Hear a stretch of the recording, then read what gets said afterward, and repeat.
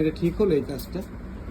আমার ছুটি দিন মা মেয়ে মিলে ঘুরতে চলে যাচ্ছে, আর আমাকে একদম হেনায় বসিয়ে দিয়ে আমাদের রেখে চলে যাও প্রতিদিন কাজে। কাজে যাই আর আমি বাড়িতে আছি, বাবা থাকো, বাবা ঘরে থাকো, আজকে নিজে ঘুরতে চলে যাচ্ছ। আমরা তো আগেতেই প্ল্যান করে রেখেছি, কে জানতো যে তুমি আজ ছুটি নেবে? তা যখন জেনেছো ছুটি নিচ্ছি তখন তো তোমাদেরও আজকে ক্যান্সেল করা উচিত ছিল ট্যুরটাকে। না, যাই হয়ে যাক, ঘোরা ক্যান্সেল হবে না। বাড়িতে সবসময় বসে থাকি, আজকে আমরা ঘুরতে যাব। দেখেছো আজকে কি তুমি অবস্থা, ঘরে বসে থাকো। হ্যাঁ, দেখেছো? হেনা মেখে বসে থাকো। তাহলে আমাকে নেবে না তাই তো? বান্ধবীরা মিলে যাচ্ছে ঘুরতে তাই তো? হ্যাঁ, আমার তো মনে আছে আমি খেলবো।